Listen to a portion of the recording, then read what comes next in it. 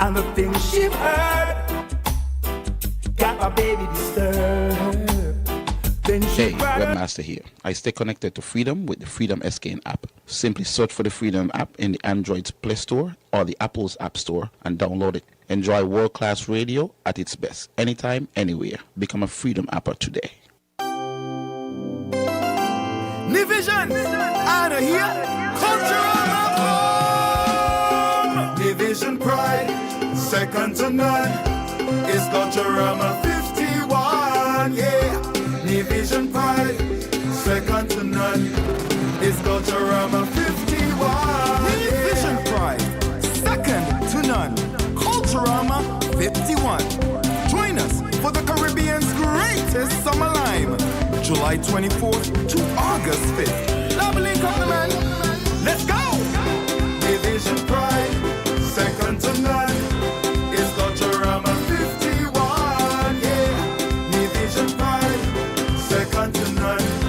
It's Culturama 51. Yeah.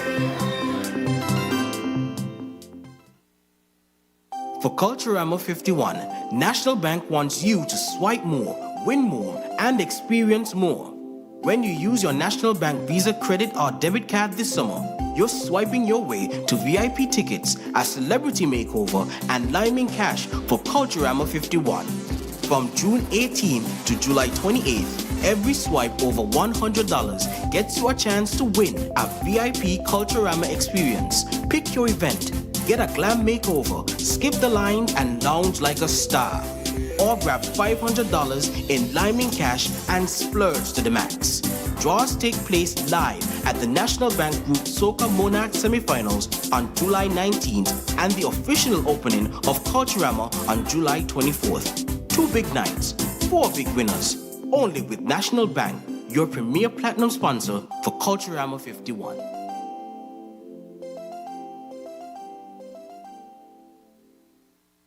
Y'all ready for this? St. Kitts and Nevis, are you ready? The game is about to change. Sports betting and iGaming like you've never seen it before. Coming soon. Powered by BetCage Sports. The action, the odds, the thrill.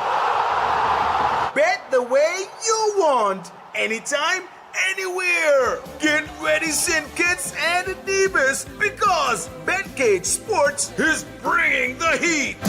The heat is on. Proud sponsor of Cricket West Indies. Play responsibly. Must be 21 and older to play. The heat is on. Go Delta, go Delta. Reliable. Go Delta, go Delta. Dependable. Go Delta, go Delta. Delta. Go Delta. If you live here in St. Kitts and you tank on E, there's only one place that you should be. Maybe driving in Nevis and you need some fuel. Go straight to Delta. Don't be a fool. Get your cooking gas fast. All petroleum needs ULSD.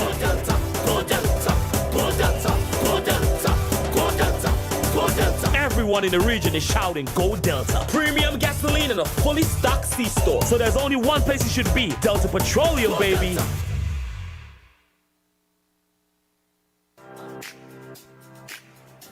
RIA Easy Money Transfer Limited, located on West Independence Square Street, Bastyr, St. Kitts, and the Solomon Arcade, Nevis, offers you safe and reliable transfers at great low rates and fees to 507,000 locations worldwide, with a pickup time of just 15 minutes after your transfer. And for even more ease of doing business, we home deliver and direct bank deposits in selected countries. So if anytime you want to send money to family, friends, and loved ones, at RIA, we've got you covered. With over 30 years of experience moving money quickly, efficiently, and securely across 160 countries. Give us a call at 465-3325 in St. Kitts or 469-3325 in Nevis. Opening hours Monday to Friday, 8 a.m. to 4 p.m., 8:30 in Nevis, and on Saturdays, 9 a.m. to 1 p.m. RIA Easy Money Transfer Limited.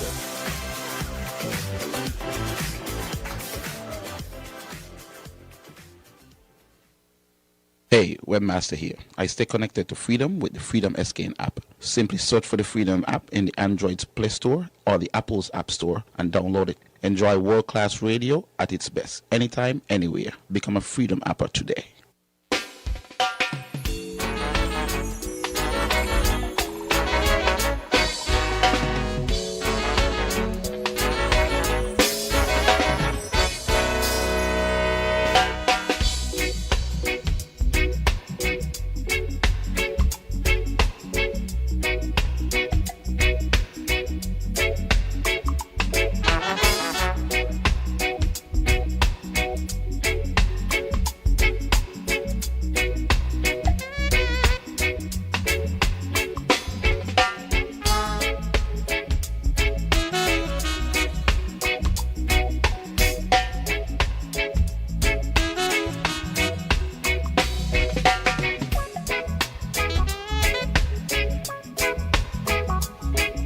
Well, good afternoon, St. Kitts and Nevis. It's time to welcome you to another edition of Groundings, St. Kitts and Nevis. We're glad you're there with us, and we hail our brothers and sisters in the diaspora, all across North America, Europe, Latin America, the Caribbean. Thank you for joining us here on 106.5 Freedom FM in beautiful St. Kitts and Nevis.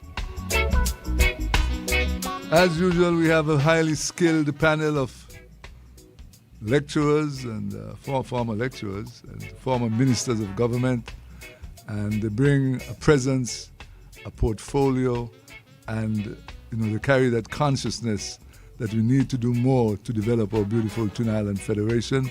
And these are some of the things we'll be talking about this afternoon on Groundings. It's time for us to meet and greet the crew, and this afternoon, instead of Dr. Martin, we have Big Lice, so we're going to give him the opportunity to go to bat first. Open the batting, Big Lice.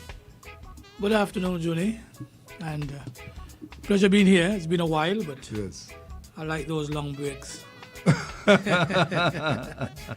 Yeah, but it's always a pleasure to come and speak on the issues of the day and to give my point of view. Not that my point of view is gospel, but sometimes it's good to hear from different individuals and different perspective.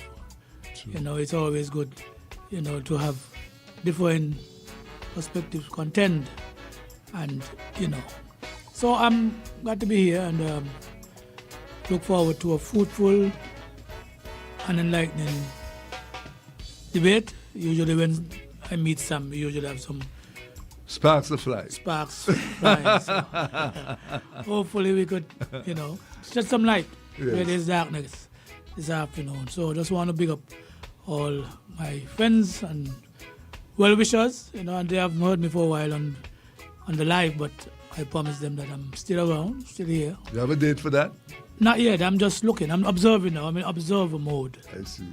Because when I start, there'll be no end. So I'm just observing.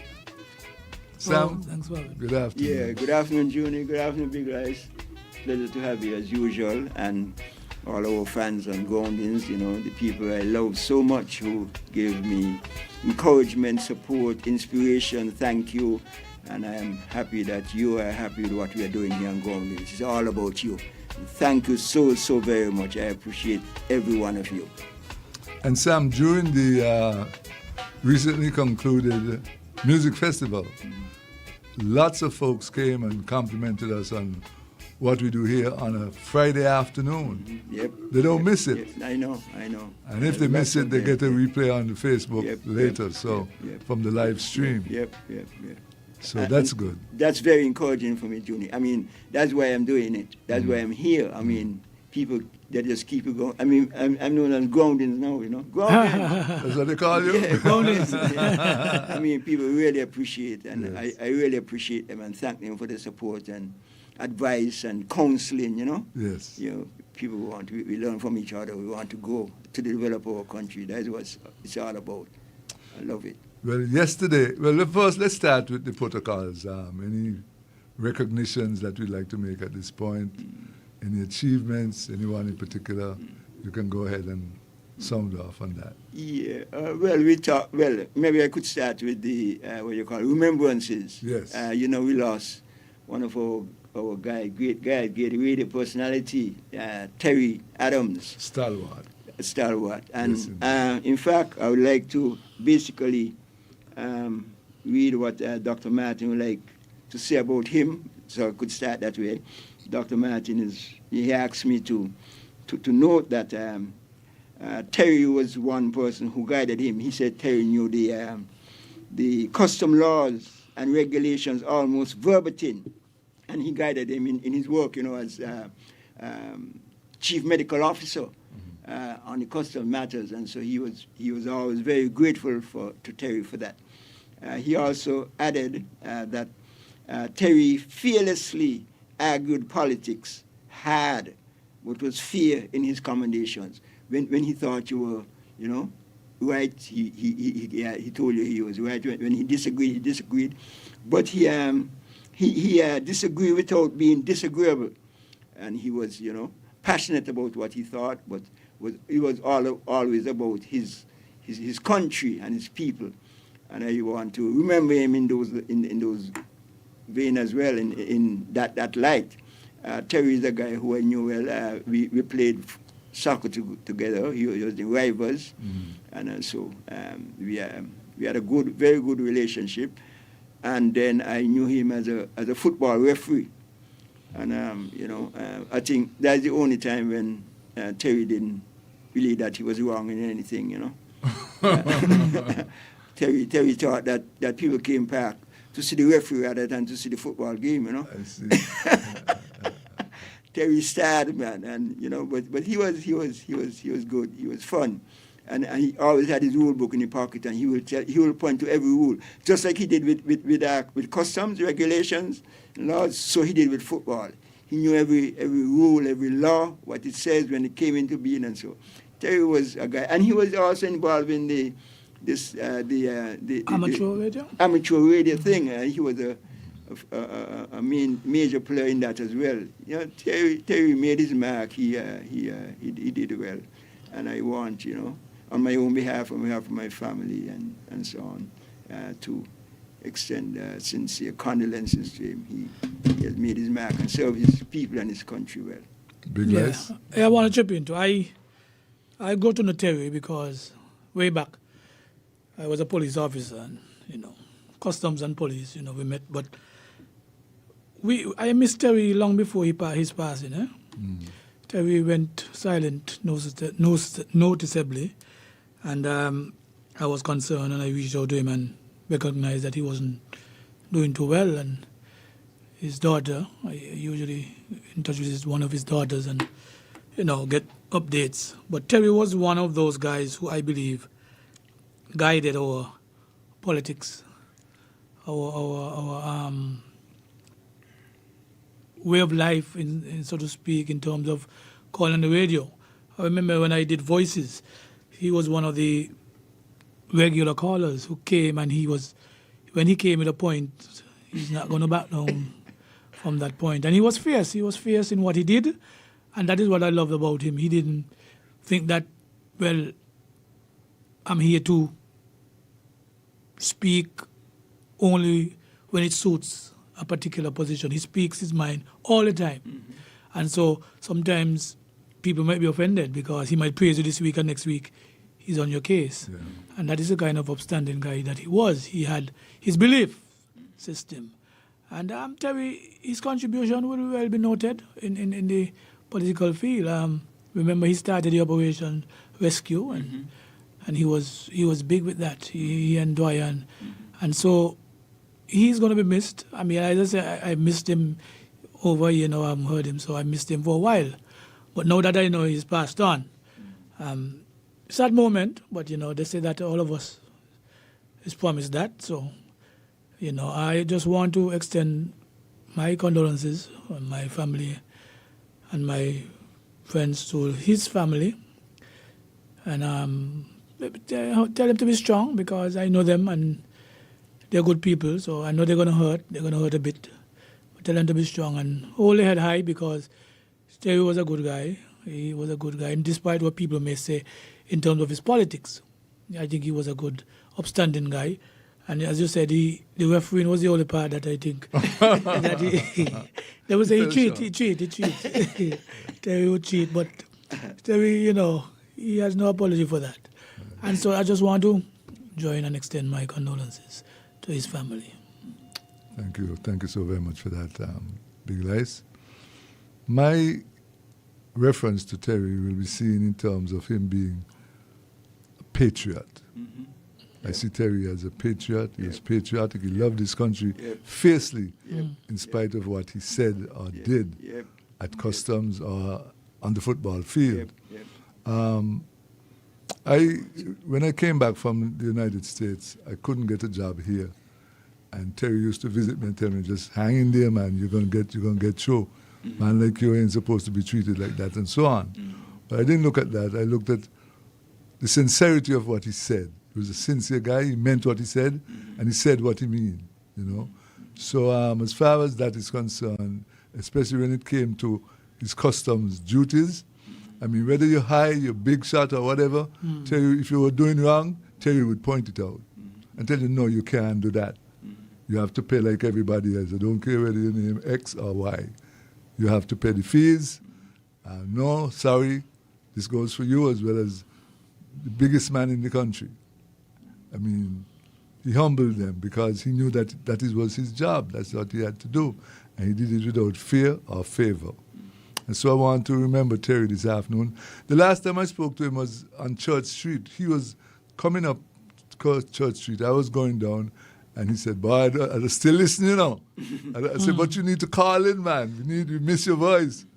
He said, "Well, we'll see how that goes, And I really didn't know that he was going through anything because also we had spoken many years before that about prostate cancer. Mm-hmm. I told him that I had had an episode of that, and I'd done what you call radical prostatectomy. And he said, we discussed the pros and cons of that, and I thought that he was doing better. I don't know what medication or what series of course he was taking in terms of rectifying that, but when I heard that is what he passed from, I was like, and I thought that he was doing better, but apparently not. But this is something, prostate cancer is something that spreads quickly. And if you don't nip it in the bud early, then it's going to come back to haunt you. So love and praises to Terry for his contribution. He was with us for a short time, but he made his contribution to our society, made his mark. And we say, hail, Terry, you've gone on now to be with the ancestors. We'll meet you on the other side in the street by and by. So condolences to his family and friends. Terry was one of a kind. There'll never be another Terry Adams. Yeah, Junie, you just said something that is strange. I had the same experience with Terry. You said when you came back and you couldn't find a job, you had so much encouragement from Terry. And that's exactly what happened to me. I mean, when I came back here on the 1st of August, 1985, I'll never forget that 1st of August.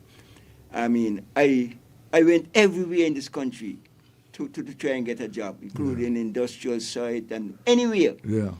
And, I couldn't get a job for over 2 years. And Terry was the guy who provided that kind of support and encouragement. He said, "Come here, man, Simon." Thing. I went everywhere, the Chamber of Industry and Commerce, the industrial site, everywhere. The OAS had a program, I applied for the program and so on, and then the guy said, Sam, you're the best candidate and so on, and I'm going to recommend you. That didn't turn up. And Terry was the man. Every time. Say, "Well, Sam, take it easy." And so when we opened, a group of us, Halva and us, a group of us opened the quality foods and things. Again, Terry used his skill to say, "Boy, Sam, this is, what you do and how." I mean, he was so very supportive and Sam, of people. What I said to you is, God moves in mysterious ways. His wonders to perform. Yeah. If you had gotten any of those jobs, you would not have ended up being Deputy Prime Minister. Exactly. You might have been stuck in some job. We opened Quality Foods 2 years later in 1987, November 1987. And in March of 89, 2 years later, I was elected to Parliament. There you go. So it's a good thing you didn't get those jobs that you were Yeah. looking. That's life. So yeah, I Any really, other- really love Terry, man. He was a great guy. He was a Huge. great guy. Huge. I had the opportunity to speak to him just recently. Doya and myself went to visit him in the hospital, and Terry was sick and so on and ailing, but just Still had that spirit. yeah. Yes. I mean, telling us what's happening in the country, what going on overseas and so on, but still about his country. I mean, you said it, patriotic. Yes. Yeah. Terry was a really good guy. He was maybe controversial, but he wasn't antagonistic and disagreeable. He had a point of view which he shared. Right. But was a friend to all. Right. Any other? Yeah, Yes, well, Big Lights, in go my ahead. community, we have lost a few guys. Go ahead. Gosham Baptiste, I just want to extend condolences to his family. At Coy Keynes, that's son of Kester Keynes, who worked at agriculture, passed suddenly. Then we had Myrtila, she from Shantytown. I extend condolences to the family. And well, I wasn't here for Ike, just want to express. I know Ike was a good guy. When I go to port, I had no problems. He met me, and then when he met me on the street, we have a few drinks together, and he used to come by the bar in Cayon a long time ago. So it was unfortunate, and may so rest in peace. And then Eustace Hendrickson. Oh, yeah, right, yeah, Eustace. Eustace Hendrickson. From Cleveland Wireless But days. just before you go on to Eustace, I just want to say something. Ike had a wonderful funeral. Yeah. I mean, it was well turned out. I mean, the church. Yeah, he was And- he was that kind of and- person. Yeah, and the sermon and the minister. Yeah, he was that kind of person. He was. Reverend Archdeacon Edward, Yeah. who did the sermon, and he had a very good eulogy, man. Yeah. Very good eulogy. I mean, it was a really uplifting, inspiring service for Ike, and I really was really pleased. He was when he used to hang out with the guy from the village there who works at AZ, they'll come by me often and have a drink, and like disgusting, but he was in his own way. Yeah. And but we used to have a good laugh and a few beers. He like his beer. A really good send-off. Yeah. I was really pleased. That is to see good. That is good. Yeah. It's unfortunate what happened, and I hope that they could find the culprits or the perpetrators. I would say Eustace. Yeah, Hendrickson. Eustace, yeah. Got the news when he was sick. I know Eustace from way back, Cable and Wireless, Yeah. Right. Elimat, Me too. and so on. But he migrated to Houston, which was, I lived in Houston for a while. So we used to back and forth on the phone, and he was a big follower of mine on my live and so forth. Yeah. He He would was always, a follower of Grounding as well, yeah, he would always call me and give me advice. Grounding. Very humble guy. Always call me and give me advice and have a good laugh and so forth. And when I heard he was sick, I was shocked. And then when I heard is when he was really not doing well at all. Marlon Saunders will usually talk. Marlon live in Houston too. So I just want to extend sympathies to Eustace and his family, and soul rest in peace, as they would say. Yeah. And I knew his sister as well. She worked at Fairview at one time, and family. So I want to join in extending condolences to his family, and may his soul rest in peace. Yeah, and you used us for a very long time, growing up Market Street, serving at Scantel, Cable and Wireless. A great guy, always. And he too could be described as patriotic. I mean, he was a big Elimat follower, Yep. and he loved the music, he loved the vibes, full of encouragement. Very humble guy.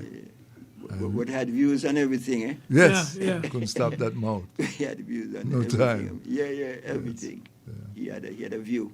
So we say condolences on behalf of the Groundings Crew and the Freedom family to the family of the late Eustace Hendrickson. May his soul rest in peace.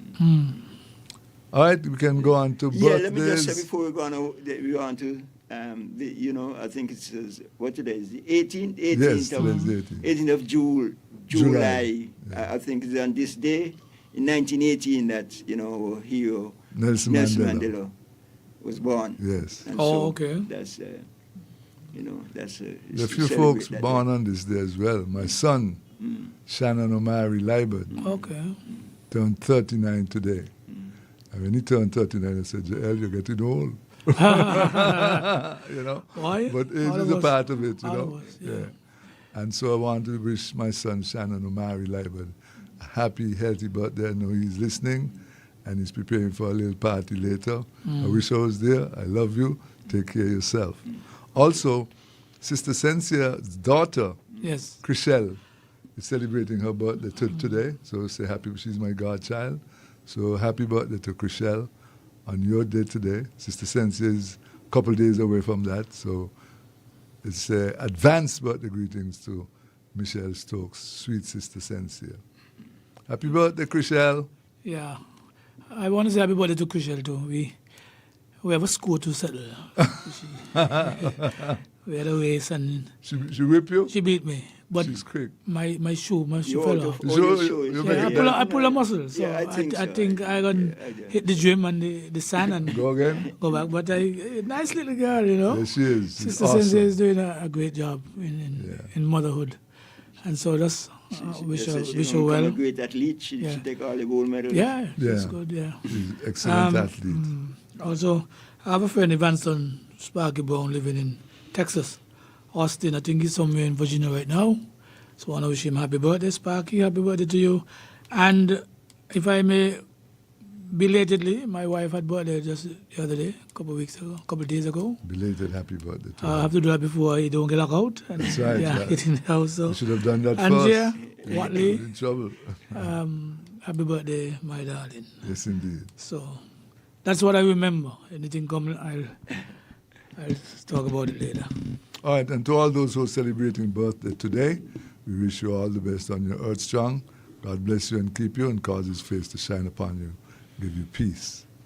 Okay, now, gentlemen, let's move on to some of the topics. Today's local day. We're not touching Trump today. And thank God.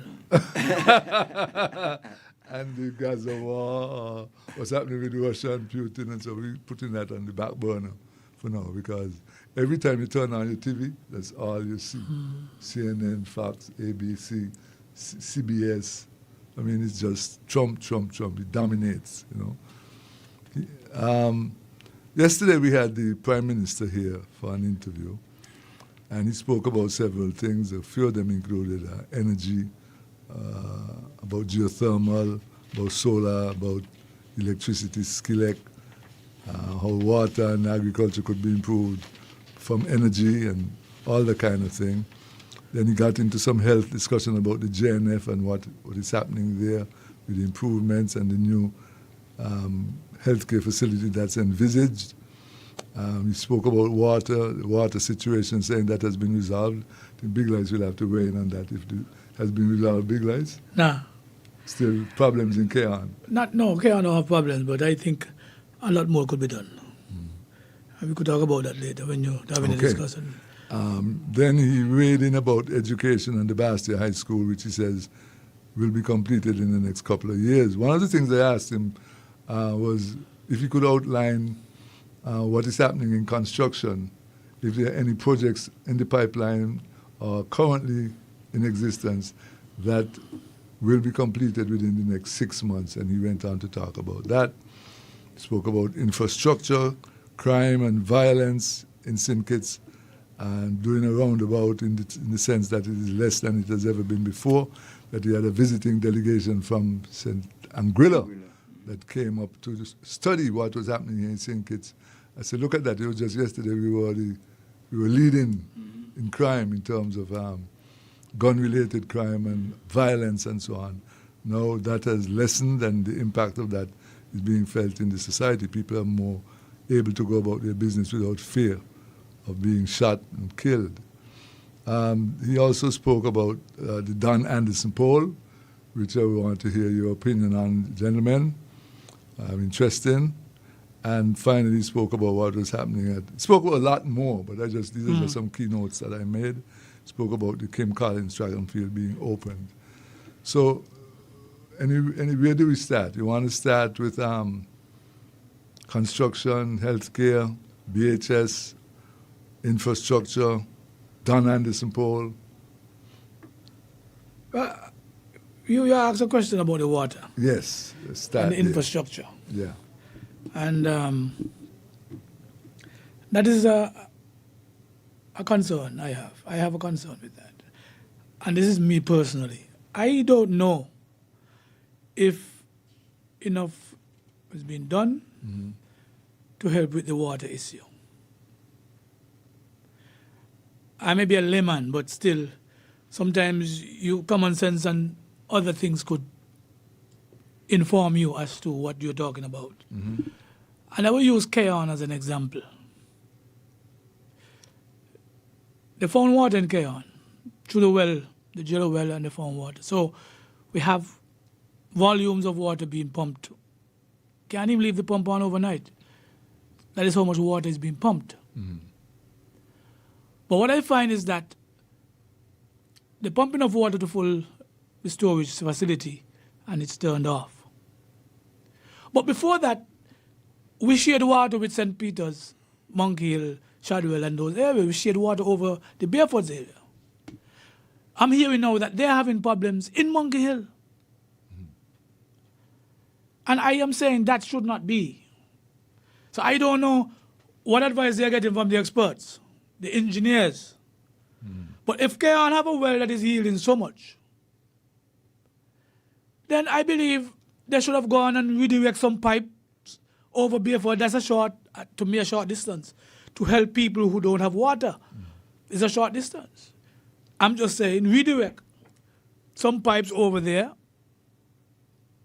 whether there's a catchment or not, put something in place so that St. Peter's could now get some relief. It shouldn't be worst.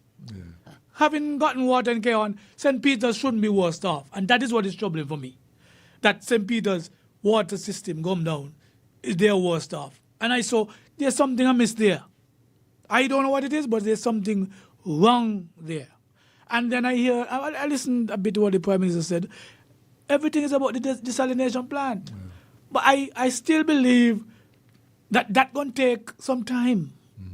You still have to check and go through the different functionalities and make sure the water is potable, and even though it's being dissolved and so forth.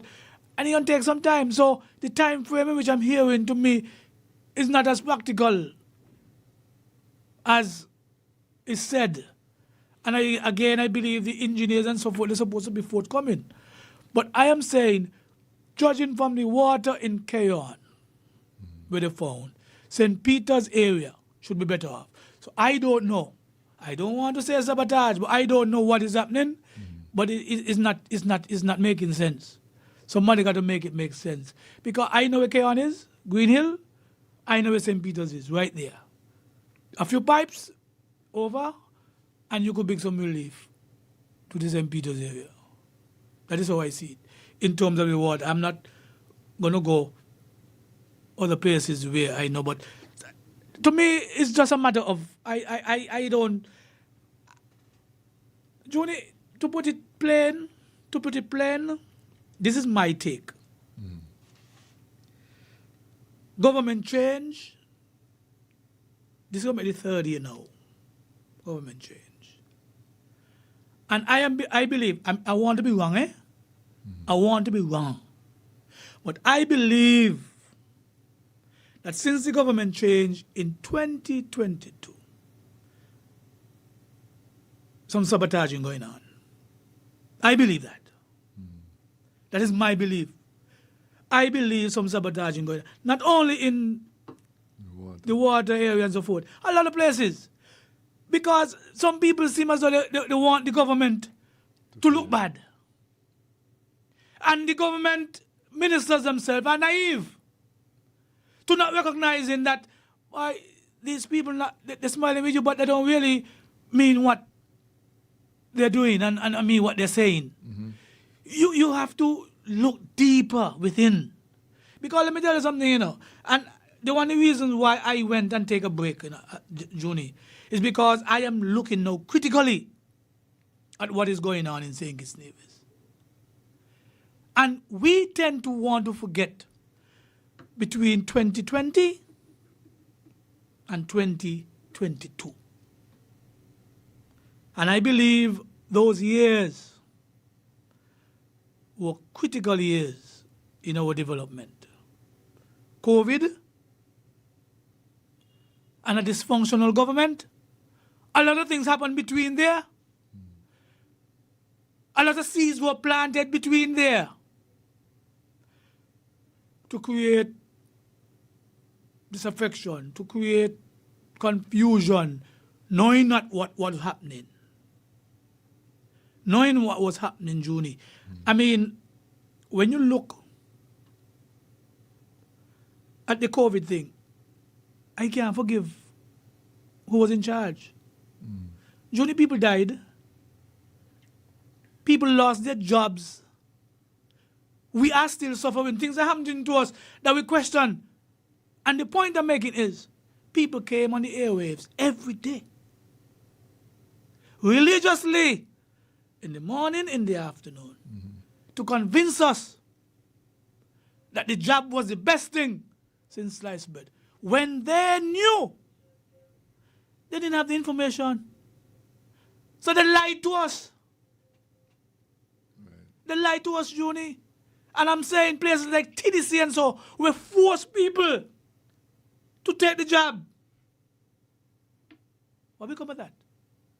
A lot of us falling down. People wondering how come people dying just so. I end up with a blood clot in my foot. I never had issue with blood clot yet. And so these are things you have to look at, do some introspection and look and see what transpired. And I only use that as an example. A lot of other things transpired. A lot of other things transpired. The sale of the jail project from the CBI. Right. Who did that knew that confusion can come out of that? Who benefited from that? A lot of people. But they knew that confusion can come from it because it's 25,000 passports you're talking about. 25,000 passports. They must know that they're going to raise a red flag somewhere.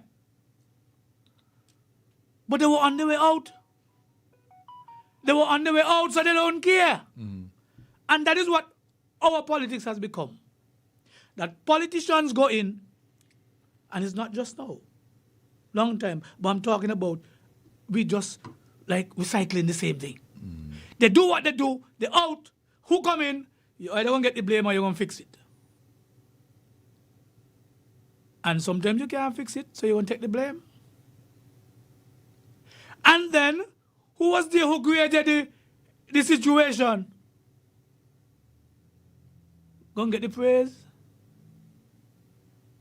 To say we want them back?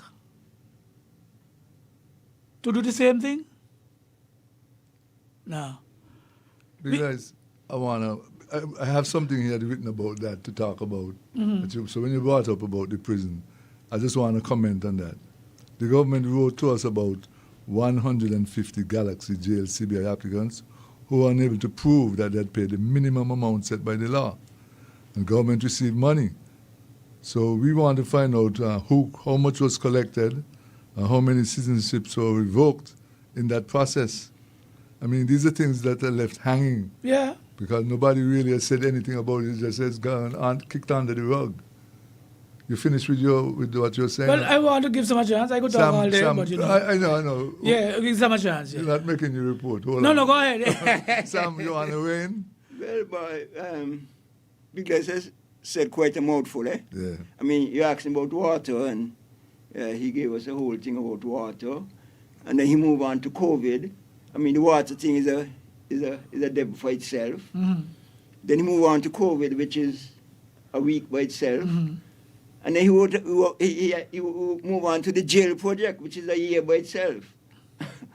So I don't know. We must start with what those are important issues. But we have so many issues in this federation. But, you know, I want to say, I would just want to comment on the three areas that you highlighted. And I want to give the government some credit for the work they're doing in the water In terms of this desalination plant, yeah. Well, and that is long generally. But I'm saying, what about immediate relief? Well, generally, I'm saying that as I observe it, and I've been in a position to look at it closely in the last 30 years. Closely in the last 30 years. Well, yeah, like, well, the development of in our country, because that's when I went into government.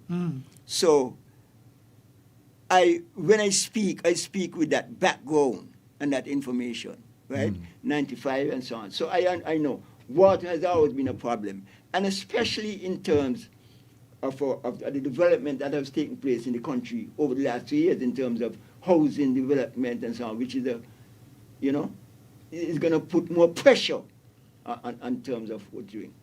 And I believe that the government, present government, is doing a good job in terms of trying to address the problem of water. There's still a lot to work to do, like you said. And, I believe that, we need there need to be better public relations in terms of what's happening, in terms of listening to the complaints, because, like I say, the water situation in K.R. that's improved, should have been able to assist Shadwell and St. Peter's and so on. Yeah. And why that is not happening, there must be some explanation. So we want some public relations. But I want to, as we talk about the problem that we're having, I want to give them credit for the effort they're making in terms of drilling of wells, the desalination, and the efforts they're making in terms of doing. The water situation is going to be a continuous problem. I mean, we grew up in a time when water was not really a problem. We thought with the public standpoint, we used to open them and let them run in and so on, but we can't indulge in those kind of activities. We don't want the luxury of that now. Like the slogan says, every drop counts. And we have to get people to understand in terms of conservation and all the rest of it, how we using water in terms of using it in stopping the leaking and so on. A massive public relations and education we need to do on that. And like I was saying, we have to get some public relations into understanding, because water is critical. I mean, we don't want people to be inconvenienced. I mean, people complain all the time. You go home and water off for this kind of time. And I think people should not be inconvenienced in that way. We want to a situation. Not in this day and age. In this day and age. At all. Yeah. And so we want that. But like I say, as we say that, I want to give them some credit for the efforts they're making, but more needs to be done. And we need some education and public relations in terms of getting it done. Go ahead. Let me jump in here, Sam, because you said something here, and we got to be mindful. And we're talking about politics, because government supposed to provide the resources for the people, the goods and services. You say they did a good job, I guess, because they put in a desal plant and they put in a drilling and so forth.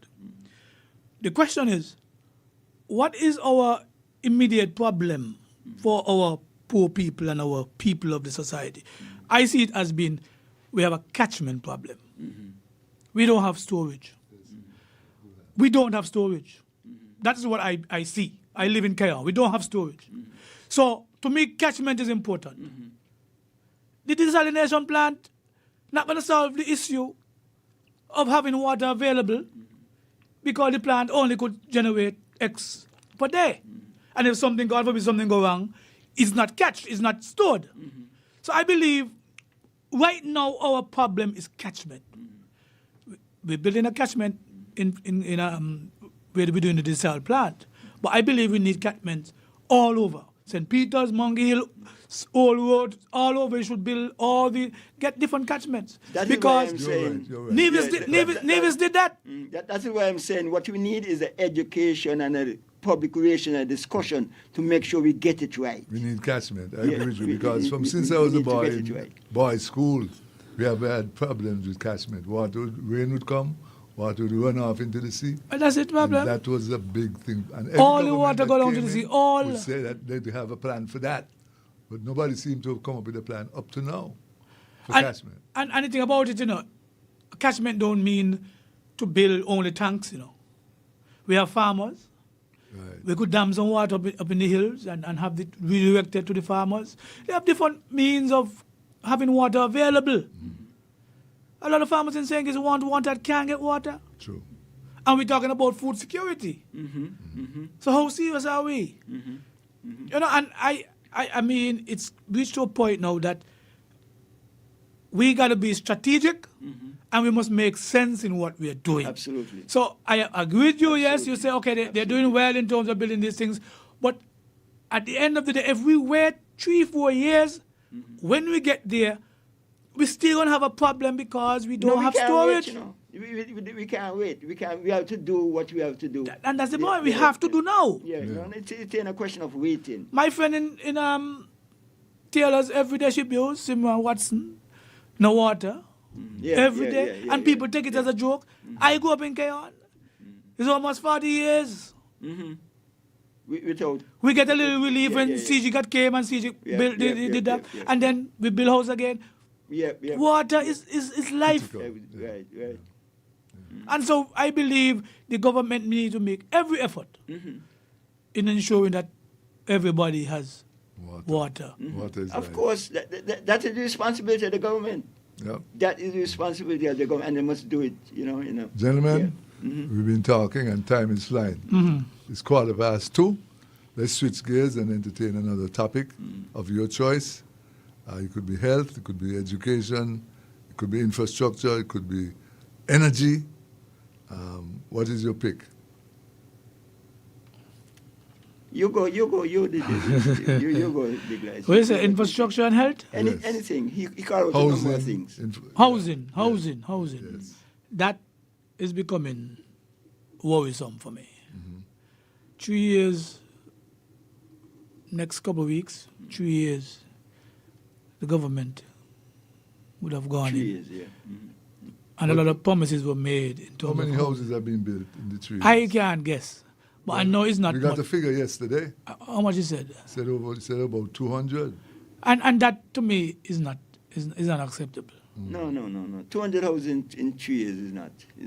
It's not acceptable. Yeah, no. But It's how not many acceptable. houses were promised? I know we had an issue with the southeast or whatever, south thing, whatever. But I believe that one advice I would give to any government in the Caribbean region, especially in St. Kitts, if I would give, is to revolutionize housing.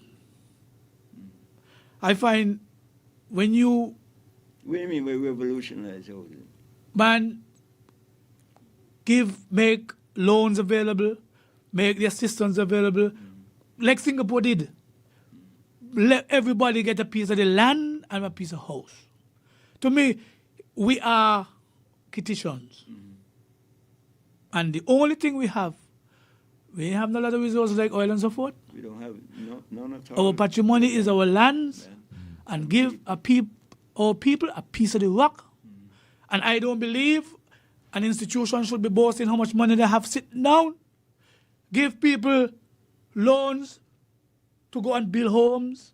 Especially they have some people paying $1,500 a month for rent. They could easily get a mortgage with that money. We need to put things in place so that our people could be empowered by having a house. To me, having a house is one of the greatest gifts. Yeah, it's generational wealth. Sam, Exactly. Wasn't there notice put out about tendering for people to build houses and so on? I think I saw that. Yes, that is coming. Yeah, I understand they're looking for people. Because I remember there was something that came out, and I had written about it, where through the CBI, they seem as though they're getting assistance in housing. That is something that I personally said. I mean, I have a different take about the CBI to a lot of people, right? And one of the things I want to say about the CBI, since we're talking housing and we're back on vote. Junior, a lot of people bashing the CBI program. Bashing. A lot of negative things said about the CBI program.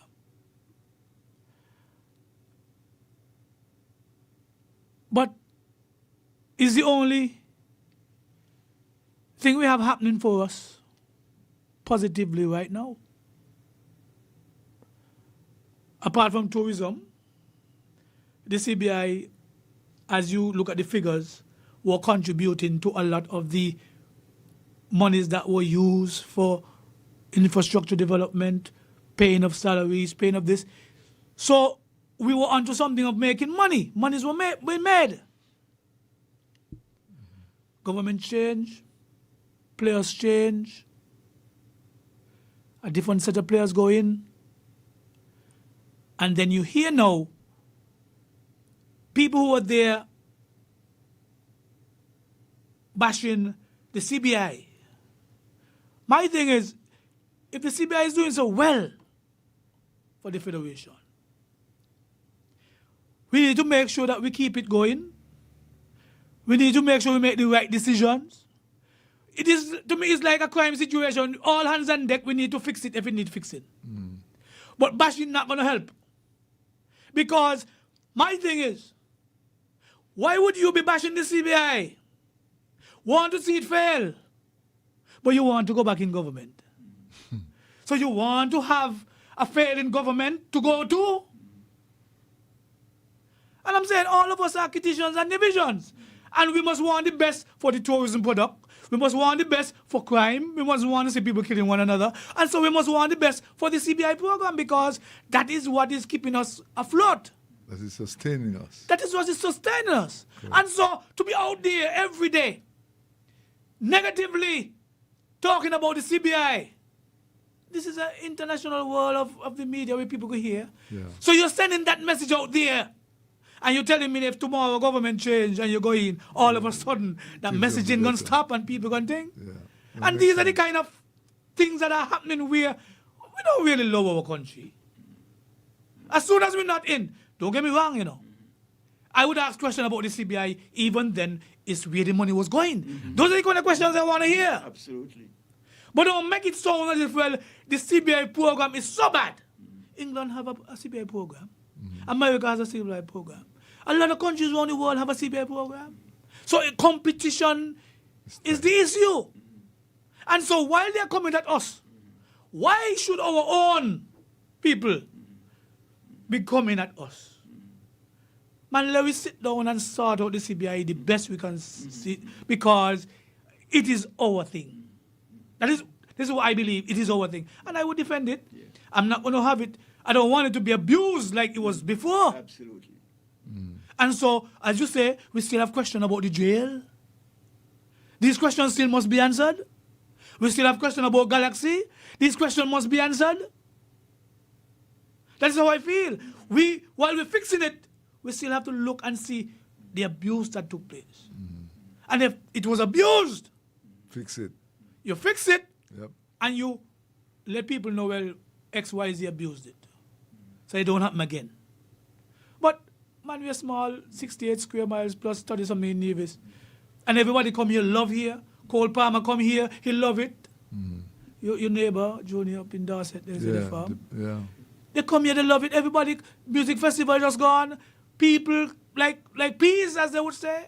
Came over with all over. Yeah. The music festival was a huge, and I want to say publicly, congratulations to Marsha. I like to give people a jacket when they deserve it. I think she did a wonderful job because she's the minister, she don't get the praise. When the bad, you don't get the blame. So it's only fair. I think she did a wonderful job.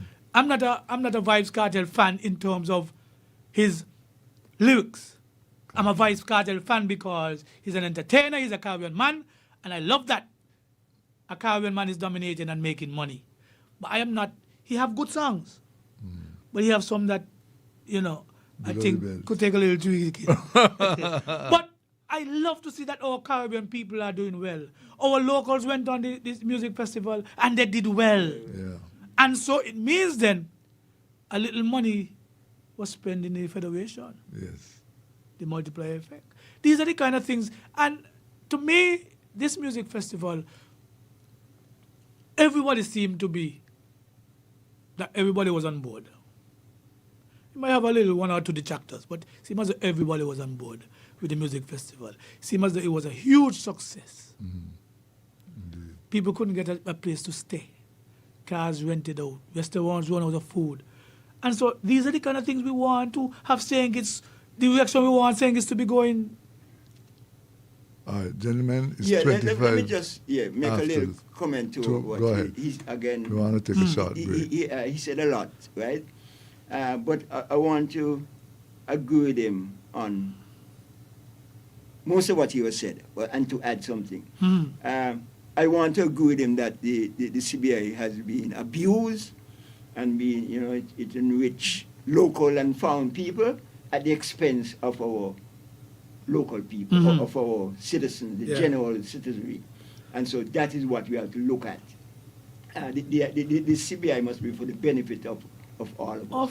And so we got to get it right. We got to. And I want to just add something that we're missing. Whatever we do in these countries, the developed countries are not going to agree with it. They're not going to support it. Never. Don't care what you're doing. I mean, sugar, banana. Never. Whatever you're doing. We had the gaming thing. Yeah. You remember that? I mean, they want to lock you up. They want to do everything. You had the... when they put factor in place and all them things. Yeah. Whatever you do, you are going to meet the pressure and of the developed country, because you're supposed to be always be mendicants. You're supposed to be begging. You're not supposed to earn your standard of living and rise to a level that is respectable and admirable. So we have to understand that here in these countries, so whatever we're doing, we have to, as a nation and as a region, make sure that we support each other. We are not going to get any support from the developed world. They're going to put all kind of policies in place, all kind of regulations in place to punish you and to stop you, to stifle you. Because we are supposed to be living subservient. We are not supposed to develop into a decent, respectable standard of living. Gentlemen, Sam, I'm sorry to cut you off. I know you have a passion. No, go ahead. It's 27 minutes after the hour of 2 o'clock, and we're out at 3 o'clock. We have just about half an hour. We have to take some calls. I'm going to take a break. When we come back, we're going to talk politics, because elections are just around the corner now. Okay. The polls. Yes. We're going to attack well, I shouldn't say attack, but we're going to talk about the dynamics of poll and how that was there as a kind of empowerment for the PLP convention. We'll talk that and more when we come back. Keep it locked right here on 106.5 Freedom FM. Hey, Webmaster here. I stay connected to Freedom with the Freedom SKN app. Simply search for the Freedom app in the Android's Play Store or the Apple's App Store and download it. Enjoy world-class radio at its best, anytime, anywhere. Become a Freedom apper today. New Vision, out of here, cultural map. New Vision pride, second to none. It's Culturama 51, yeah. New Vision pride, second to none. It's Culturama 51. New Vision pride, second to none. Culturama 51. Join us for the Caribbean's greatest summer lime, July 24th to August 5th. Lovely compliment. Let's go. Division pride, second to none. It's Culturama 51. Yeah. Division pride, second to none. It's Culturama 51. Yeah. For Culturama 51, National Bank wants you to swipe more, win more, and experience more. When you use your National Bank Visa credit or debit card this summer, you're swiping your way to VIP tickets, a celebrity makeover, and liming cash for Culturama 51. From June 18th to July 28th, every swipe over $100 gets you a chance to win a VIP Culturama experience. Pick your event, get a glam makeover, skip the line, and lounge like a star. Or grab $500 in liming cash and splurge to the max. Draws take place live at the National Bank Group Soca Monarch semifinals on July 19th and the official opening of Culturama on July 24th. 2 big nights, 4 big winners. Only with National Bank, your premier platinum sponsor for Culturama 51.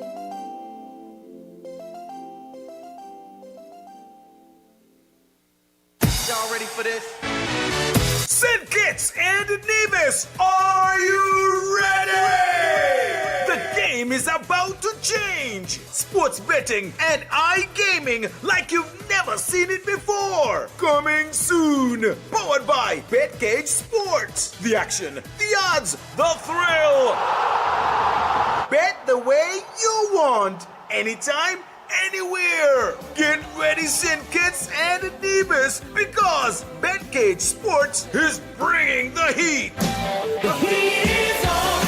Proud sponsor of Cricket West Indies. Play responsibly. Must be 21 and older to play. The heat is on. Go Delta, go Delta. Reliable. Go Delta, go Delta. Dependable. Go Delta, go Delta. Delta. If you live here in St. Kitts and your tank on E, there's only one place that you should be. Maybe driving in Nevis and you need some fuel. Go straight to Delta. Don't be a fool. Get your cooking gas fast.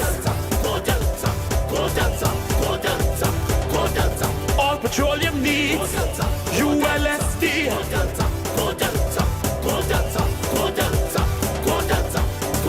Everyone in the region is shouting, Go Delta. Premium gasoline in a fully stocked C-store. So there's only one place you should be. Delta Petroleum, baby.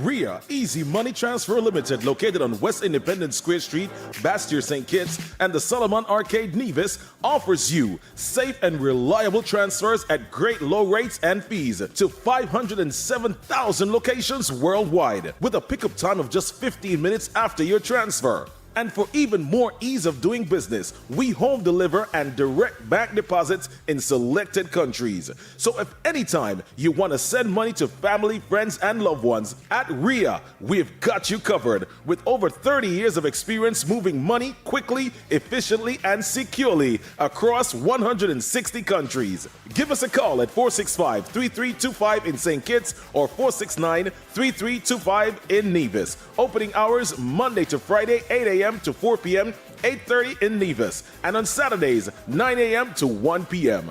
RIA Easy Money Transfer Limited.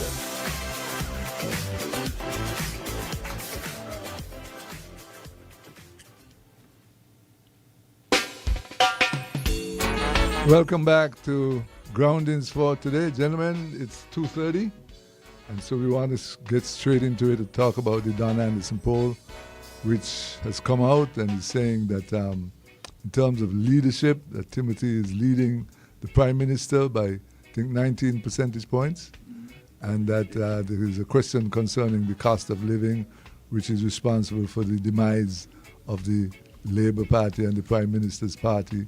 And there's a lot more being said. I mean, it was a poll which was conducted in St. Kitts and Nevis, but we don't hear anything about the Nevis parties in the poll. And it seems as if it's a straight fight between PLP and Labour, because PAM is not even mentioned once in that poll. Your comments, gentlemen. Big Rice, you want to lead off? Or we should get Sam to lead off as a seasoned veteran? Well, I've said a lot about it already for the last 2 weeks. We've been talking about. Well, it's last week, yeah. Yeah.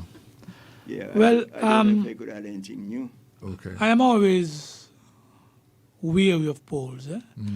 I tend to believe that polls have their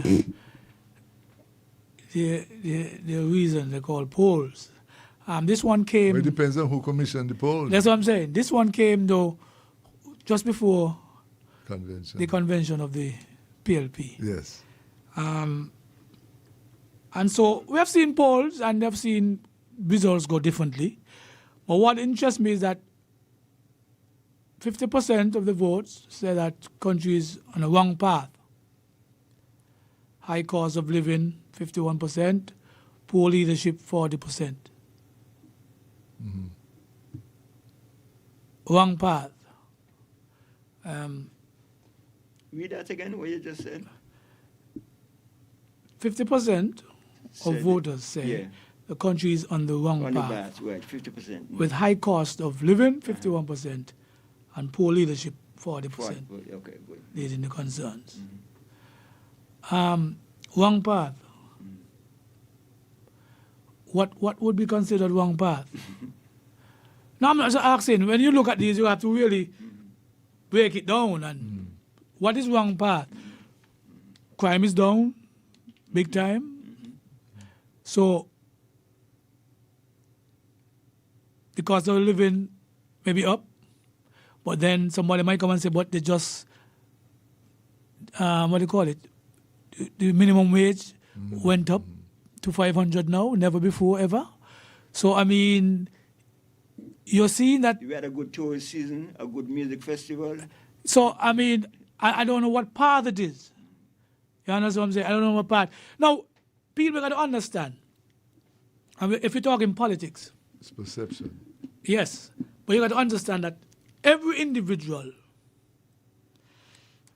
who would have been a leader in any country, whether Senkis or anywhere, they have a particular style and they have a particular way of leading, their leadership style. Some people may not like the leadership style of Dr. Drew. I'm just saying, you may not like the leadership style of Dr. Drew as compared to maybe another charismatic leader who shouts and this and that and so forth. But we cannot allow an individual persona or whatever cloud our judgment in terms of when we're looking at serious issues. You want results and impact. In terms of the path. Because I am on Facebook. Dr. Joe is big on Facebook. And he puts out a lot of stuff that his government would have done for the last 3 years. And anybody who don't have a horse in the race would say that's a lot of things. He puts it out daily. Now, is it perfect? No. Is everything happening? No. But things are happening. And so that is why I want to know, when they say a path, what it means. Now, okay, if we're going to take cost of living as a factor to say, well, the country is not, money is not circulating. But we have to look at that holistically. We have to do a comparative analysis. Is money flowing in America? Is money flowing in other places? Is it a worldwide pandemic or endemic or whatever it is? Or is it just isolated to St. Kitts alone? And then when you look at the region, if you had to take all the OECS countries, St. Kitts minimum wage is the highest. So, I believe the things that we are making noise about, or we are dissatisfied with, are very fixable. Easy fix. Healthcare, the nurses and the doctors must get it together, because I think we have enough things in place and we are putting things in place for our healthcare could be top line. MRI came, according to Dr. Joe. He ain't reached yet. The argument is that it takes time because you have to be a special machine. Dialysis is there. My thing is, the things that I believe give us put us in a bad light, comes from the administrative part. This is me. That's why I said earlier what I said about the sabotage. I believe it comes from an administrative point of view for me, where the administrators, the people who are charged with carrying out the mandate of the government, ministers, permanent secretaries and so forth, I believe in some aspect they are failing us. And so that is why it's easy to say you're on a wrong path. So his advice to the Prime Minister that you could put out a list of things that you're doing. And the list could be very impressive. But if the people who are supposed to run the ship in terms of the permanent secretary and so forth is not doing a good job as it relates to the relationship with the civil servants, making people satisfied that they feel wanted on a job, that we control the price at Rams, that when they bring in stuff, these are the things that if we do our jobs, everything could be nice and dandy. These are things that I believe would be quick fix. And that is why I wanted to know, when the polls say path, what are they talking about? I know the government made some changes in terms of the $500, where people were getting the PAP and the STEP and the BRAP and so forth. But if you ask me, those things are not sustainable. You can't continue to give them indefinitely. My thing is the government must now show these people that we are training you to move on, to be a productive citizen, mean that you have to get up and go to work. And that is why I am one who believe when governments giving out these welfare thing, it should go only to a few. I don't believe people over $5,000 a month or more should be getting welfare. Because it means your salary is good, what you want welfare for? And so when you pay the dividend and so forth, some people would not get no dividend. You don't give a man, I know it's your money, but we must learn to take care of one another. You don't give a man who making $15,000, $20,000, $300 a month. That doesn't make no sense. Give it to those who need it. There are some people out there who really need. And so we have to focus as to what we do and just don't do for doing sake. Make it meaningful. And so I don't know what path. I believe there are some things that need to be tweaked by this government. Me personally, needs to be tweaked in terms of the high cost of living. That can be rectified. I believe that can be rectified. That is me. I believe that can be rectified. There are different ways that we can do to bring some relief. And we're going to see now people getting an extra 500, how it's going to work. But we cannot allow the people to carry up the prices. I know people tell me, oh, you can't do anything about it. You must be able to, as a government, to do something about that. Because if you give an increase in minimum wage and you allow the big conglomerates to keep the price, you waste your time to give a minimum wage increase. Absolutely. So you have to put measures in place for that. And so all of this would end up the government going to get the blame. So when you say 83% of these blame the government directly, the government must get the blame. I suppose you can say 100. The government is supposed to get the blame because the government is in charge. That is your responsibility. 84% average the government's performance as average to very poor. But you know what this comes down to? In our politics, when a government change, certain people get the spoils. And when a government change, the spoils move from one hand to another hand. So PLP, unity was in, unity people were in favor. They get the spoils. Labour in, Labour people get the spoils. So you're going to always have some people who are disgruntled because they're not getting the favor from the government of the day. Now, we're going to have to find a way to make sure that we don't politicize everything. If you understand what I mean, Juni. Yeah, man, patronage politics. you have to give who is in need. And not because I don't wear a party shirt, I don't get. Right. And not because I wear a party shirt, I get and get and get. We're supposed to make sure that there's some equity in terms of what is happening. Because if we don't do that, we're just going to be a revolving door, just going the same thing over and over again. And people going to be there in the slips as you play cricket, waiting for the government to change. You hit it on the head, big lies. You understand? We need to come better than what we're doing. And the poll came, and I don't believe in polls. But whoever administered the polls, Timothy Harris could have asked Dan Anderson to do me something favorable to bump me. And I don't know if you see a clip.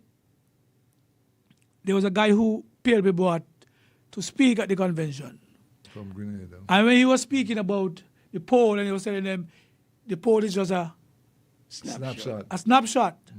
And don't dictate what's going to happen next month and the year before. 2 years from now. He said, some of y'all drop your face. But he was being honest.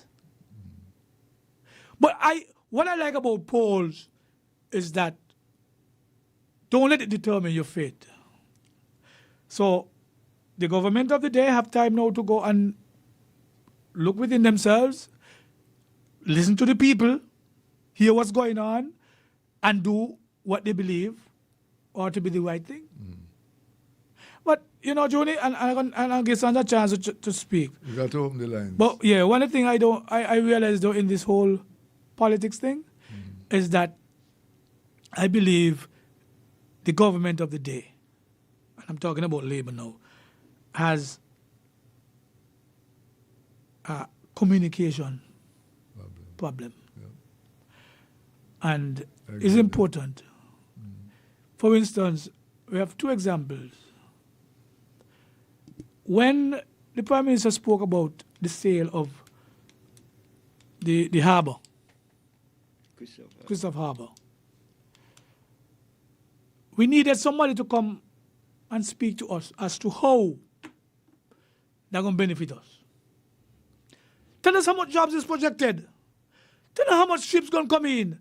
And explain to us down to the layman that we could understand what is going on. When government make decisions, somebody need to come and break it down for us. Don't leave it up to interpretation. Let us know the thinking. And I find that it's missing. We react after. And government shouldn't do that. Because I believe every decision you made, it should be a good decision. You should be doing it in good faith. So come out and say why you do it. We put you there to do that. But Junior say he's going to open the lines. Yeah, it's 1:45. Sam, you could always rain. Okay, that's all right. You could always no rain problem, anytime. no problem. Yeah, no problem. But let's go to the telephone. It's just about 1:45. And we want to open the lines for your feedback, your intervention. The lines are going off like crazy. So let's go straight at the top and hit line 1 and hear what this person thinks. Good afternoon, caller. Good afternoon, Juni. Good afternoon, Sam and Big Light. Bye, Big Light. Long time may not hear you. But I'm happy to hear you on board. Juni. Honestly, in my view, this is my view, I find the government is doing a good job. And as Big Light touch on it, it's the people that is in the system making the whole thing look bad. For instance, Juni, you could go in any one of those administration areas, and Juni, and it's as if some of them, the way they behave, like nobody know nothing what's going on. Nobody know nothing.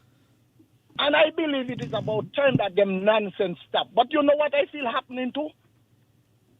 Those who get position and maybe grabbing the big dollar, the small man that behind them that used to go through the little alley and the little highway with them.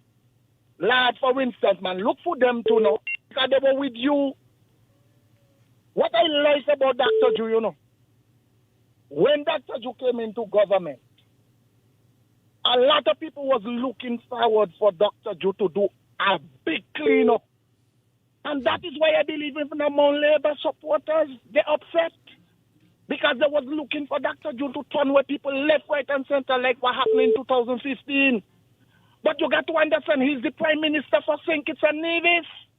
Everybody got to eat. So I am saying, Junie, in spite of it all, man, love people. That is what begging those people in the government system is to love people. If I don't love people, come out and the people them walk and give somebody else a chance. This position is for people who love people. If I don't love people and I only come there to grab, put down the thing and go home. I thank you. All right, thank you so much for your contribution. Let's move on quickly. Take some more calls. Caller, good afternoon. Go ahead, please.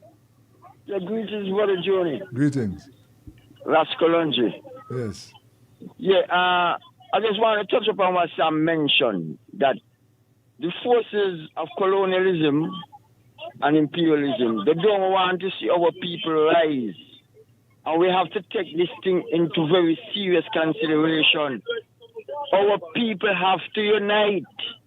Because I'm telling you, a storm is coming, maybe in a physical hurricane. Right? But a storm is brewing. So I'm saying to our people, we got to sit down and trash out with differences and come up with a solution to move forward. This thing will affect all of us. They're coming directly at the CBI. I'm telling the nation, we've got to resolve our differences, this Palm and Labour and PLP and NRP, them things can't work no more. It's a divide and rule tactic. We see what's going on globally, especially in the Sahel states. Brothers up there doing good and they want to take them out the planet. They say we don't here doing bad because we come up in the CBI. They still want to kill us. So I'm saying the only solution to this pollution, we have to unite, brothers. I ain't going to take up no more of your time. Give time. Thank you so much for that, Kalonji. Appreciate your call. Let's take some more calls. Good afternoon, caller. You're up next. Go ahead. Caller, you're on. Go ahead. Good afternoon, Juni and the guys. Good afternoon, brother. Yeah, and good afternoon to the listeners from on the board. Carl Brown here. Big Light. Yeah. The King. Yeah. I gonna agree with you, and I gonna say something that you and Sam and maybe Junior and all might agree. We don't have a water problem, you know. You know what we have? A management of the water is what we have. That's where the problem is. And not only that, a financial, proper financial budgeting of the water too. We have so much increase. We don't have to name all the houses and business and things that is going on. I mean, like rain falling from the sky.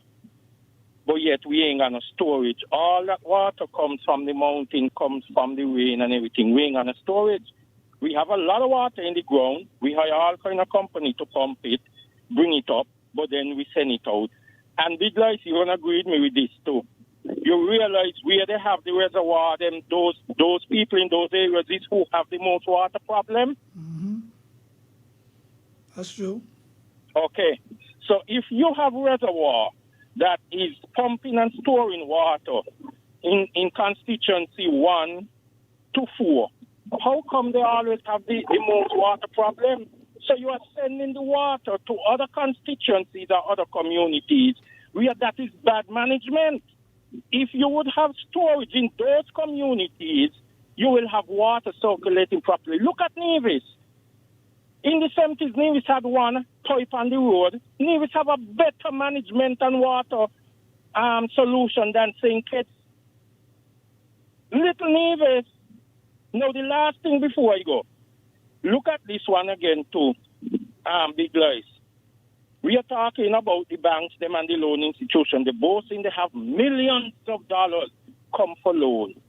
But when you go for the loan, Big Lies, the amount of stipulation, they interrogate you like you plan to kill the Prime Minister or the President of the United States.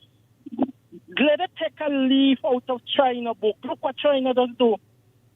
You see how much supermarket Chinese opening up and down the place because what the Chinese government lend them the money at a low percentage rate, and they open business all over the world, expand China, and they pay back. That is what we need to be doing with the CBI money. The CBI money is not coming down to the grassroots, man and woman on the street like me and your Big Lies.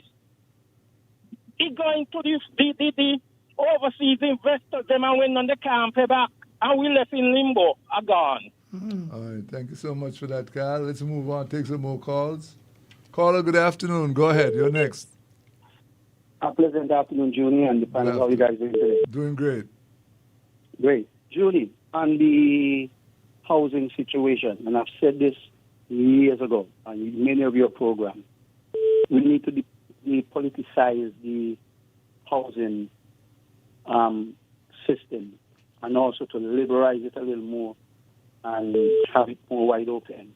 And one of the things the government could do with the bank, almost do like what is done in the United States, where they have the Fannie Mae and the Freddie Mac Foundation, right? So, which is the government puts a certain amount of money in the bank, and that stands up for a certain portion of the loan. So, in America, the average person that has a loan actually has 2 mortgages, right? They have 80% mortgage from the bank, and they have a 20% mortgage from the government. The government mortgage is usually half the interest rate lower than what the bank is for the government portion. So we could do something like that. But I said we could do maybe like a 60-40. So 60, the bank provides 60% of the money, and the government provide the 40% of the loan guarantee in the bank. And same way, and get out of a government itself promising to build XYZ much. No, liberalize it. Put the money in there.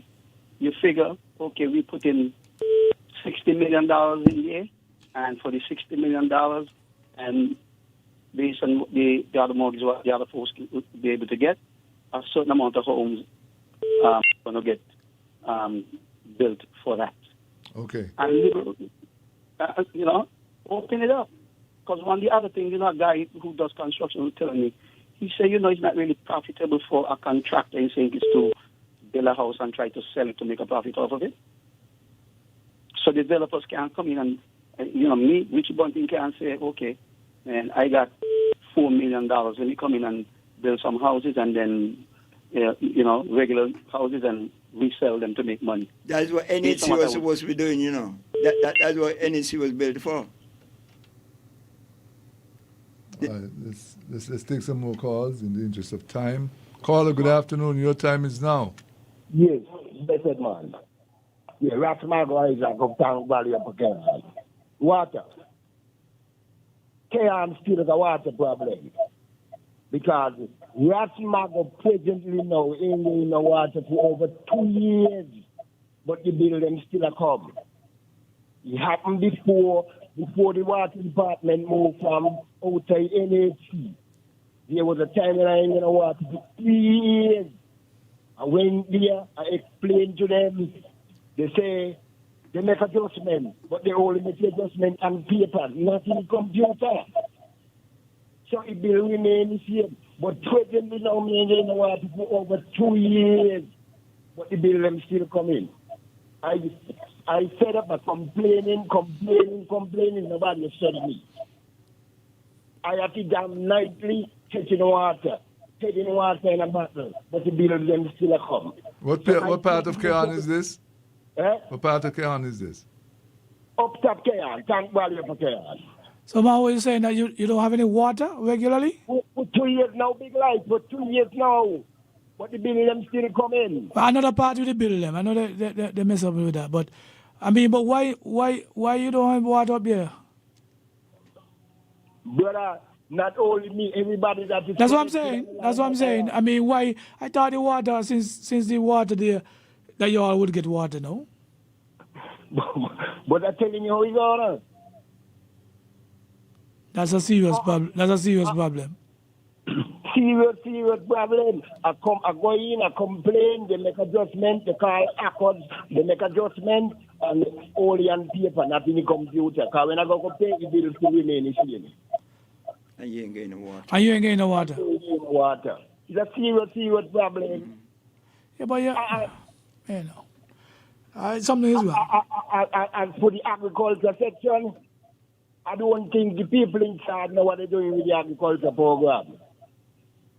You hear me? Yeah. Farmers got too much spoilage out here in the land. can't get it out of the land, and they're asking more people to come plant. Too much what? More land for people. Spoilage. Okay, yeah. Yeah, I figure something is wrong there too, Margo. Because they were trying to say plant more by 2025 and whatever. Yes. But I don't think the marketing part The marketing is working. Marketing. And I want to agree with you that a lot of food there, but you can't even take it out the ground because you can't sell it nowhere. You want storage, you want marketing and all I of that. got them out in the ground right now. I call upon someone who is attached to the minister to come look at what I got, so that the minister could see with the two eyes. Here with the individuals the two eyes. What paper job opportunity got to do with the minister? Me ain't call for the minister of health. I ain't call for the minister of education. I call for the minister of agriculture. How come the minister of agriculture ain't got nothing to do with what happens on farm? Yeah. Sad. It is sad with how it's going in the country, you know. And let me tell you them. Big rice is right, you know. Big rice, the poll is right. The polling is right. You hear me?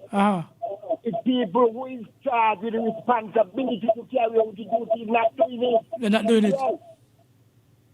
But the polling is right. They have to turn it around quickly because the polling is right. Yeah.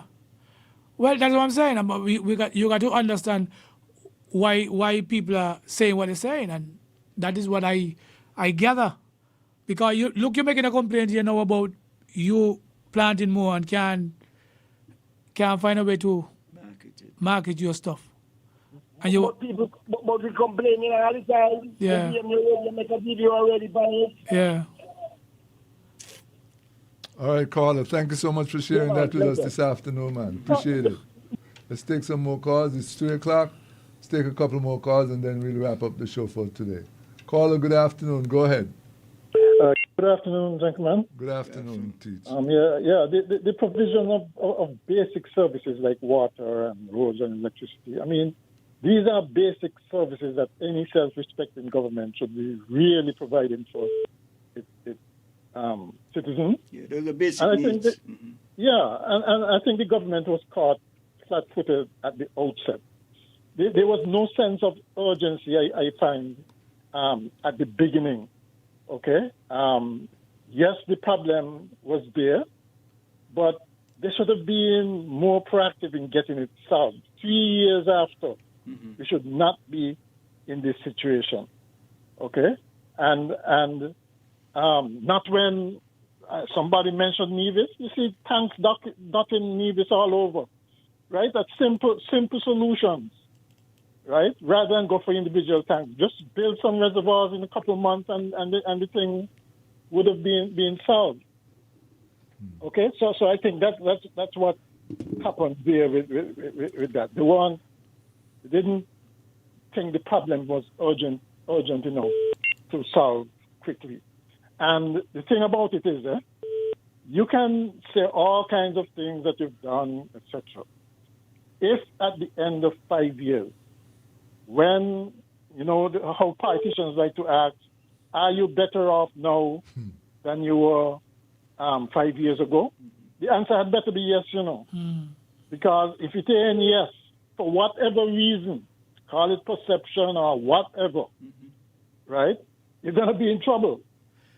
Right? But that's a good thing about the polls. You know how to shift the gear now, shift the gear. Exactly, right, and not dismiss it. I think there's a tendency to dismiss it, and you do so at your own peril. I mean, when you have 50% saying that the country going in the wrong direction, yes, 50% say it is, but you better work on that 50% because you don't know what's going to happen between now. It's only a snapshot, as was said. So you don't know what's going to happen. So you can't take things for granted. With the CBI, though, Big Light, right? I agree that we should all support it for all that we have now. And actually, I feel that's one of the feelings of the government.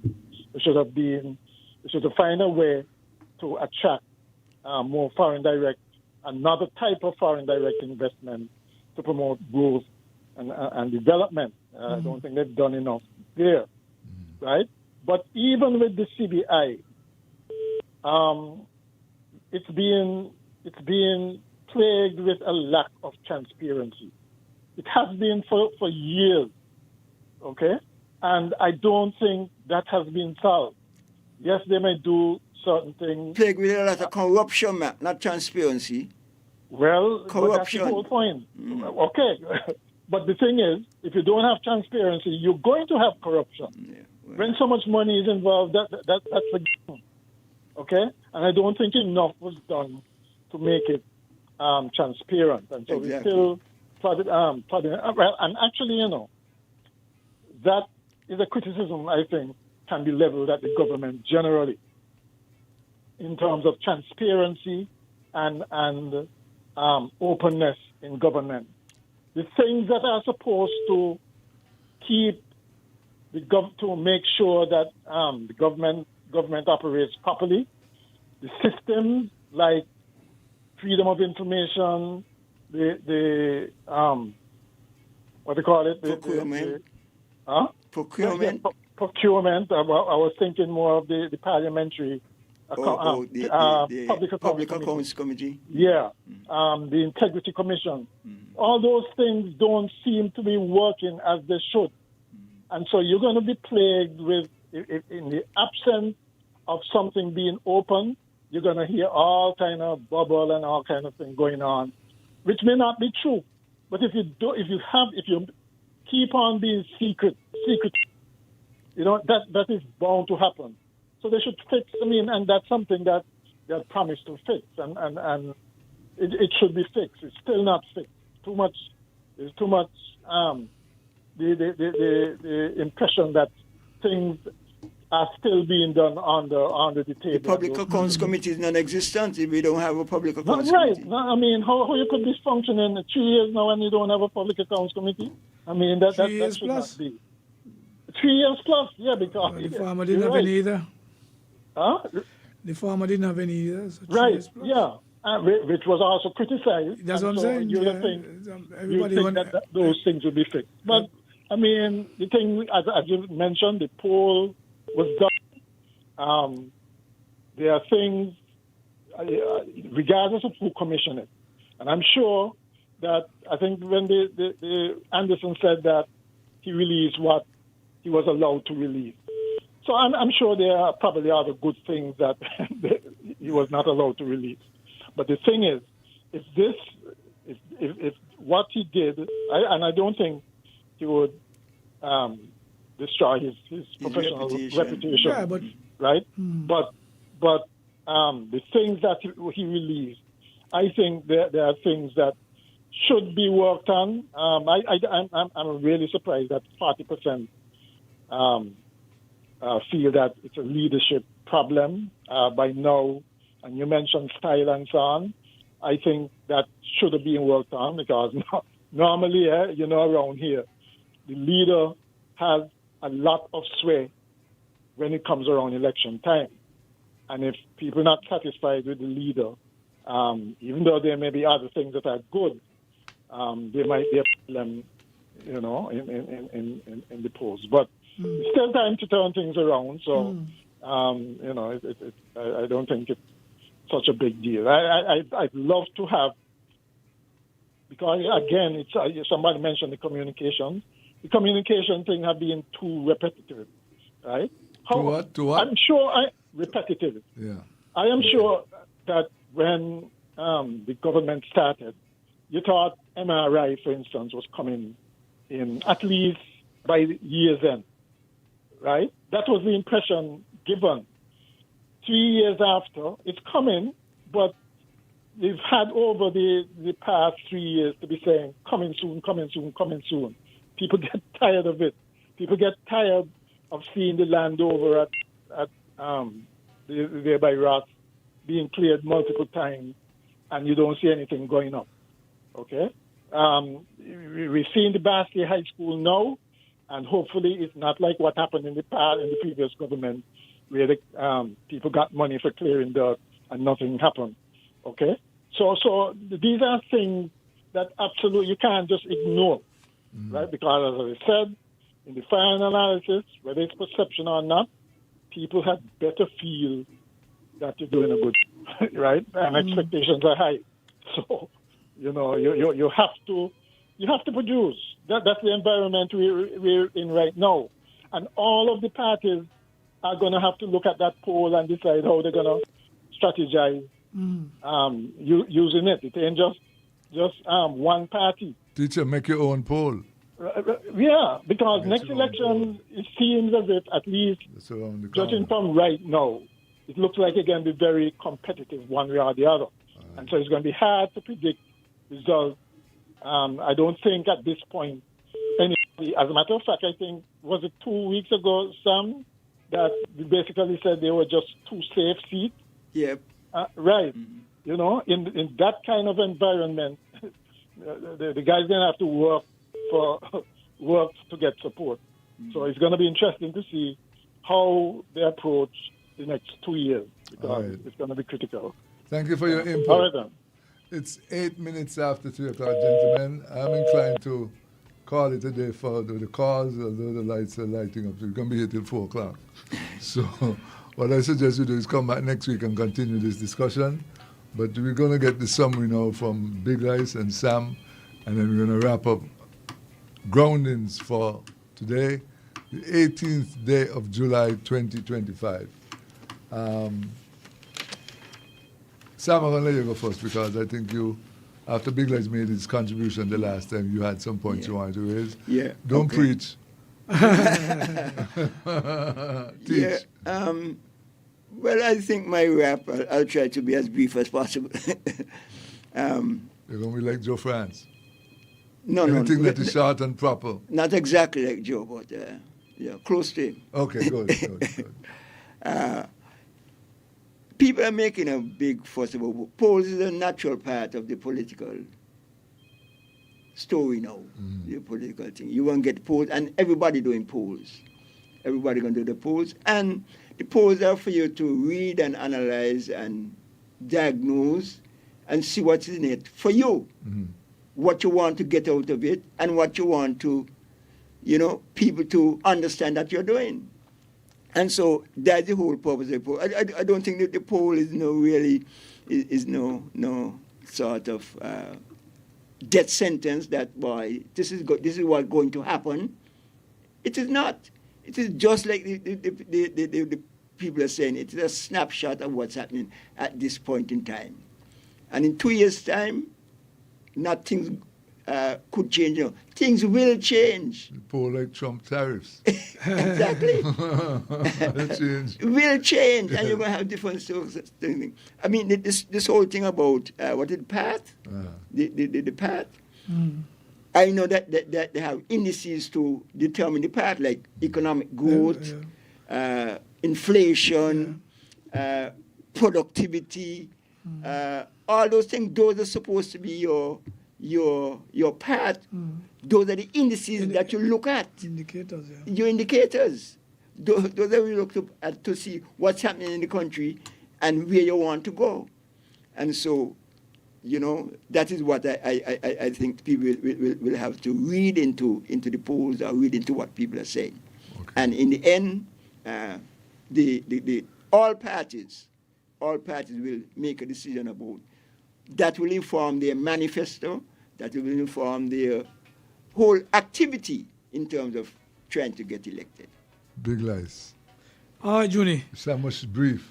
Yeah, so you want me to be brief, eh? Yes. I just want to say I can't go without saying that I was happy to see Cole Palmer on the national soil. I used to wonder, I was wondering how he became a Kittian. But when I saw his grandfather, I understand the situation, the man black like me. So I feel good about that it's not something bogus. Right. That we have a man on the soil who went to England and got children, and Cole is a product of that. I'm a Chelsea fan, so I was happy to see him here on the island. Now, Johnny, polls don't vote, eh? Polls don't vote. Polls don't go to this thing. So the politicians should understand that polls don't vote. But the leadership issue jumps out at me. The leadership issue. And you know why? This same leadership issue is what got me in trouble. Sam, this leadership issue. I said that things were not well within the government. I said long time that Dr. Joe wasn't getting the support in his government. I was taken to task. But now it come back full circle that I believe part of the issue is the internal fighting. Those are two different things, you know. No, wait. Leadership and wait. internal fighting. But it influences. It influences the view of the people. You gotta be careful. It influences the view of the people, because if people in there gonna say things about Dr. Joe, about his leadership style and this and that and so forth, they will soon start to talk ill about Dr. Joe before giving him the support. And I believe that a lot of people is guided or misguided within the whole government apparatus as to how they want the leader to operate. And they are influencing people as to how, whether you support the leader or not support the leader. And it is coming out. The opposition going to always be against. But within the government itself, you can't hide it. You look at the Facebook and this, something is happening internally, something is wrong. I don't know, I'm outside. What I'm saying, looking at some of the remarks I'm seeing this week and last week, all is not well. And it is important that you fix it, because you cannot have a dysfunctional government and expect that all will be well. And I've seen some comments from big labor, small labor, and everything else, which suggests that something is not right. And as you said, the polls came. These are things now as a government that has to do good by all the people. Fix whatever differences there is, and let us move on. Fix whatever needs to be fixed so that we could live a good life, that we could go on a good path. They say we're not on a good path, that we could go on a good path. Fix what needs to be fixed so that the CBI could be good. Fix that need to be fixed so that the healthcare could improve. Fix that need to be fixed so that people could have money in their pockets, that people could get housing. That's what we put you there for. To fix and to provide, as you just say, the basic needs, the goods and the services that we all need. Amen. I'll stop there for now. Yes. I want to thank you guys. Commendable effort this afternoon, outstanding. It's a pity we didn't get to read some of the comments on the Freedom Wall and on the Facebook stream, because there's some telling comments on those two outlets. But what both of you have spoken to speaks to economic diversification in the country. We need that. For instance, we've heard about trading with Africa, and that is critical. But the question is, what do we have to trade with Africa, and how do the goods and supplies get from one country to the next? Who is going to, there are a lot of questions that need to be asked, that demand answers, and so we need to look at that. There's the thing about the cannabis. Just this week I heard the AG and Bouncing's daughter, Miss Knight, talking about these things. There's scope and there's areas that we need to diversify. Agriculture, Sam, that's your pet theme. And until we tackle these things, we're going to be spinning in the mud like a top. So we need to really address these issues critically to come up and formulate answers, productive answers for these issues. We're out of time, ladies and gentlemen, and that's all the time we have today for Groundings, but we'll be back next week with more of what you listen to us for. We thank you for your time. God bless you. Have a good weekend, and stay safe. Yep.